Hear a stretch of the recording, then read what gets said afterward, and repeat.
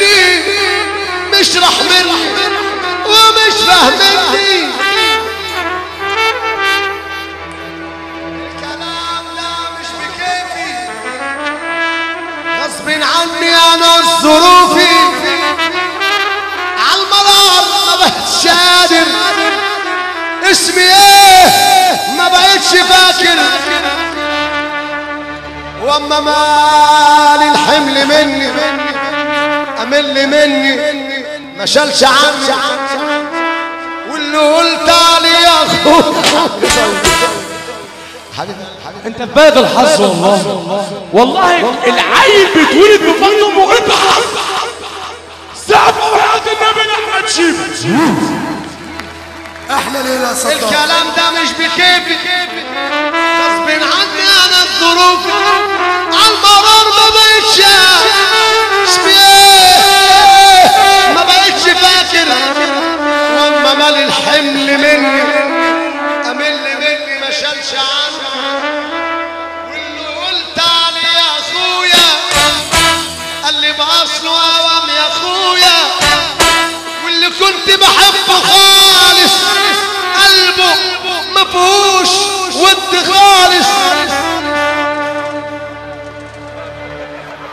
شفت والله العظيم انت نجم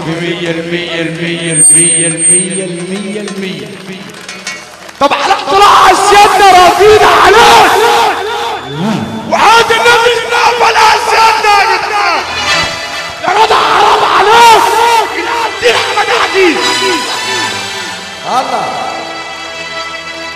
اللي اللهم صل على حرام عليكم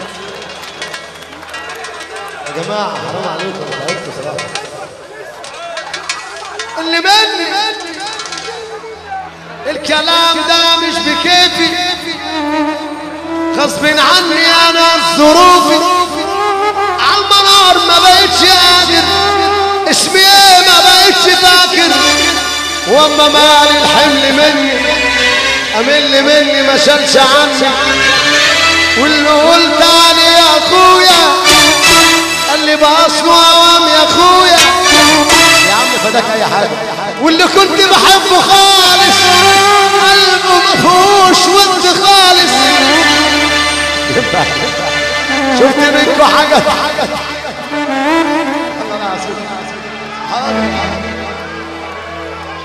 اللهم صل على النبي. بصراحه يعني انا هريح اسبوع. لا حبيبي قلبي احنا وقفنا عند وقفنا فين؟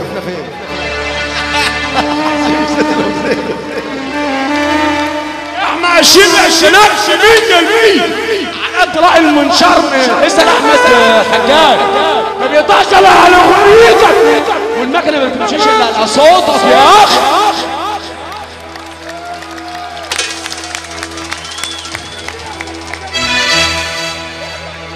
واللي قلت عليه يا اخويا قال لي باصله اوام يا اخويا واللي كنت بحبه خالص قلبه ما فيهوش ود خالص. شفت منكم حاجات تحيه عيب عليك انا مش صغير اللي مني بيقل مني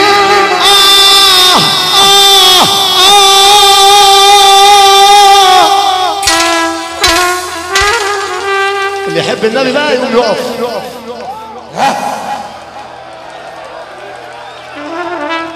ومع بعضينا بقى مع الاغنيه اللي مني زعلني ومش فاهمني